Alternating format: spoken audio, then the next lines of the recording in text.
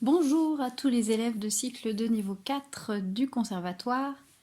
Bienvenue sur cette vidéo qui vous concerne. J'espère que vous êtes en parfaite santé ainsi que votre famille. J'espère également que vous profitez au mieux de cette période de confinement et que vous poursuivez en parallèle de toutes vos activités votre apprentissage musical également. Voici ici donc une chaîne vidéo, une chaîne YouTube créée spécialement donc, par l'équipe pédagogique du conservatoire pour vous accompagner dans l'apprentissage pendant cette période un peu particulière. Donc vous trouverez des vidéos ainsi que des documents. Concernant ce cours ou cette vidéo, vous trouverez les documents qui s'y réfèrent en commentaire ci-dessous. Alors je vous invite à ouvrir le document c2n4.pdf qui se trouve donc dans les commentaires en dessous de la vidéo. Alors, nous allons travailler sur le premier mouvement de la sonate numéro 11, KV 331 de Mozart. Alors, petite parenthèse, pourquoi KV 331? Il s'agit du catalogue dans lequel ont été répertoriées toutes les œuvres de Mozart, avec un numéro attribué pour qu'on puisse mieux se repérer parmi toutes ces œuvres qui sont nombreuses. Donc il s'agit d'un spécialiste de Mozart, Ludwig von Köchel, qui a fait un catalogue en numérotant chaque œuvre. Et donc ce catalogue se nomme en allemand Köchel-Verzeichnis, d'où KV. Nous allons tout d'abord nous intéresser à la troisième variation. Je vous invite pour ce faire à écouter d'ores et déjà le thème sur YouTube. Vous pourrez trouver très facilement une version de la sonate numéro 11 ou bien Köchel 331 de Mozart sur YouTube pour piano. Alors vous pouvez faire pause pour cette vidéo afin d'écouter ce morceau sur YouTube, le thème, le premier thème, ainsi que les trois premières variations. Alors voilà, nous nous retrouvons. J'espère que vous avez eu une bonne écoute de ce thème et des trois variations. Et notre travail va porter surtout sur la troisième variation. Donc je vous laisse ouvrir la partition variation numéro 3, sonate Köchel 331, toujours de Mozart. Alors, première question, la sonate est écrite pour piano. Quelle est la tonalité de cet extrait? Alors, extrait assez facile puisque nous voyons qu'il n'y a rien à la clé. Donc, aucun dièse, aucun bémol, soit do majeur, soit, vous vous souvenez, une tierce mineure en dessous, la mineure. On regarde la partie de piano, en particulier la main gauche. La mi, do, mi, la mi, do, mi, la mi. Vous en déduisez donc que nous sommes en la mineur et qu'il s'agit d'une basse d'Alberti sur l'accord de la mineur, c'est-à-dire qu'on arpège les notes en prenant basse, quinte, tierce, quinte. Et ça s'appelle une basse d'Alberti. Voilà pour le petit coin culture. Donc, tonalité la mineur. Deuxième question, si le thème est joué par une trompette en ré, comment lire?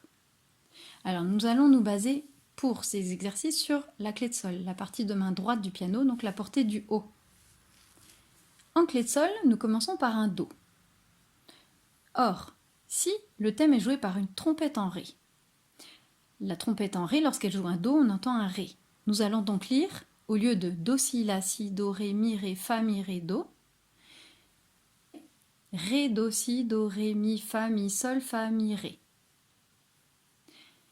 Et donc, si la première note est un ré, le do se trouve donc juste en dessous, sur la troisième ligne de la portée, ce qui fait que nous lisons en clé d'ut, eh ben oui, en clé d'ut 3. Ensuite, si le thème est joué par une trompette en si bémol, comment lire cette partition ou ce thème?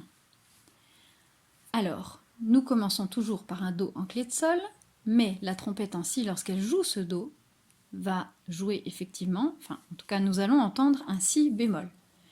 Donc nous allons entendre si, la, sol, la, si, do, mi, do, si. Si la première note est un si, alors le do se trouve juste au-dessus, donc sur la quatrième ligne de la portée. Nous allons donc lire ce thème en clé d'ut 4. Maintenant, pour les tonalités, nous avons donc dit que cet extrait en clé de sol est en la mineur. Si ce thème est joué par une trompette en ré, on va entendre donc la partition dans une tonalité un ton au-dessus, donc en si mineur. Je vous laisse déduire qu'est-ce qu'il y aura à la clé en si mineur. Si le thème est joué par une trompette en si bémol, nous allons entendre ce thème un ton en dessous et donc en sol mineur. De même, je vous laisse trouver par vous-même qu'est-ce qu'on va mettre à la clé en sol mineur. Je vous rappelle qu'il faut juste passer par la tonalité majeure, donc on doit remonter d'une tierce mineure au-dessus de la tonalité mineure pour trouver la tonalité majeure, puis on doit reculer. Si on trouve une tonalité en bémol, on calcule pour que cette tonalité majeure soit l'avant-dernier bémol. Si on trouve une tonalité sans bémol dans le nom, c'est qu'on sera en dièse et donc on calcule pour que le dernier dièse soit un demi-ton en dessous de cette tonalité. À présent, nous allons passer à la question numéro 4. Si le thème est joué par une clarinette en La, comment lire? Donc ce thème qui commence toujours par un Do en clé de Sol va commencer maintenant par un La. Nous allons donc entendre La, Sol, Fa, Sol, La, Si, Do, Si, Ré, Do, Si, La. Si cette première note est un La, nous calculons La, Sol, Fa, Mi, Ré, Do. Le Do se trouve donc sur la première ligne de la portée. Il s'agit donc de la clé d'ut 1. Dans quelle tonalité entendra-t-on alors ce thème? Nous étions en La mineur, nous devons descendre d'une tierce, puisque le Do est remplacé par un La. Nous entendons donc ce thème en Fa dièse mineur. Puisqu'entre Do et La, il s'agit d'une tierce mineure, il faut descendre à partir de La mineur d'une tierce mineure, ce qui nous donne Fa dièse mineur. De même, je vous laisse trouver à quelle armure cela correspond.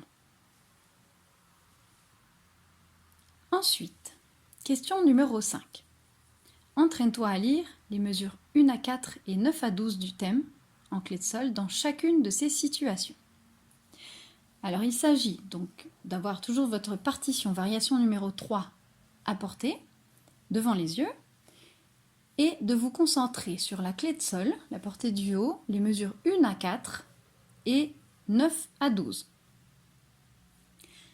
Alors mesure 1 à 4, nous allons lire en trompette en Ré, en trompette en Si et clarinette en La, ce qui nous fait clé d'ut 3, clé d'ut 4 et clé d'ut 1.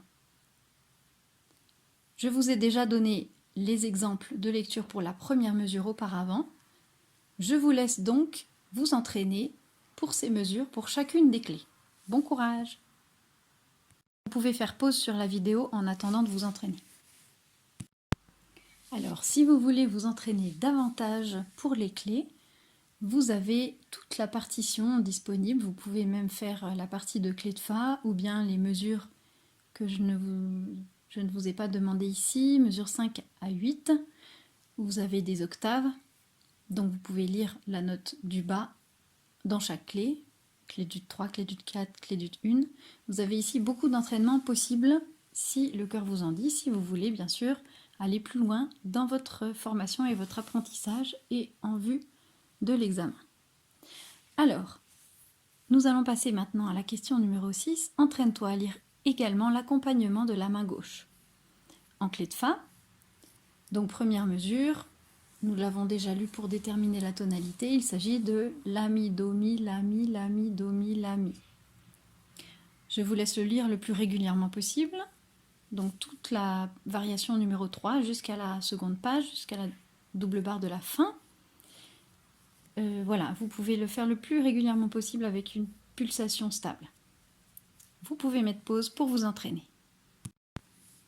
Ensuite, nous allons poursuivre notre travail sur la variation numéro 1 du thème.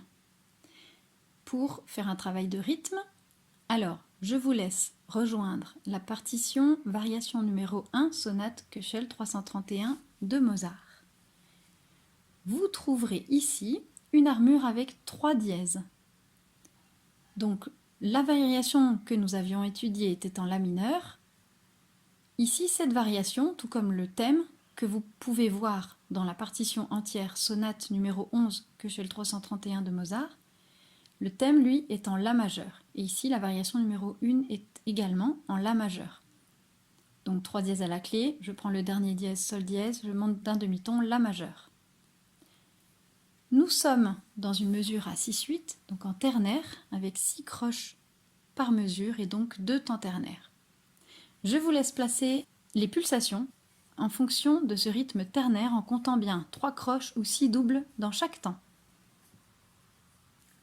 Alors, pour le début, vous avez donc constaté qu'à la clé de sol, nous avons 2 doubles, quart de soupir, 3 doubles. Il s'agit donc de 6 doubles, mais on a remplacé la troisième par un quart de soupir, qui est équivalent à la durée d'une double. On met donc la pulsation sur le si dièse, puis on compte 2, 3, 4, 5, 6, et la seconde pulsation sur le ré dièse, la première des 2 doubles. Et cela se poursuit pour la deuxième et la troisième mesure de la même façon. Ensuite, nous avons juste des rythmes un peu particuliers, mesure 5 et 6. Donc mesure 5, noir, croche, 2 croches, quart de soupir double. La pulsation tombe donc sur la première croche des 2 croches. Et le quart de soupir double correspond aux 2 dernières doubles ou à la dernière croche du temps. Donc pas de pulsation sur ces signes-là. Mesure 7, 2 croches doubles, 2 triples. Les 2 triples sont équivalents à une double. Les 2 doubles sont équivalentes à une croche. Nous avons donc 2 croches et tout le reste qui correspond à la troisième croche du temps. Et la pulsation suivante tombe donc sur la première des 2 croches, encore une fois, dans la mesure 7. Voilà, donc j'espère que tout est clair au niveau des pulsations. Nous allons donc faire ceci en rythme. Je vous propose pour une première fois de le faire ensemble. Et puis, vous mettrez pause pour vous entraîner seul.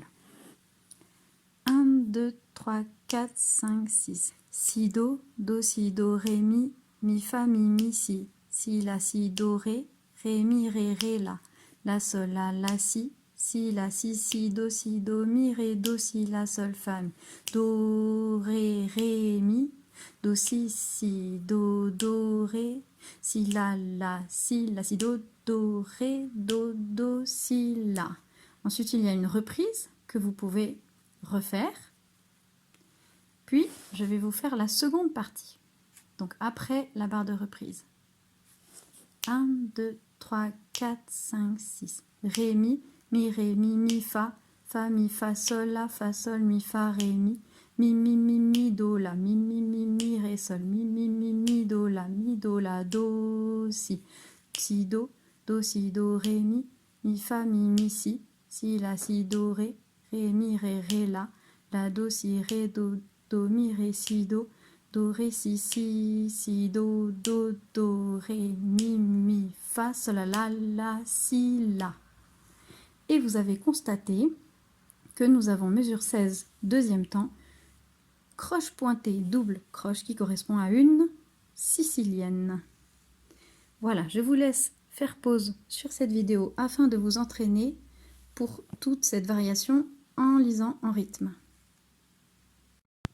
Pour finir ce travail sur la sonate numéro 11 de Mozart, je vous propose d'écouter le troisième mouvement de cette sonate qui est disponible soit pour piano ou même il existe des adaptations pour orchestre.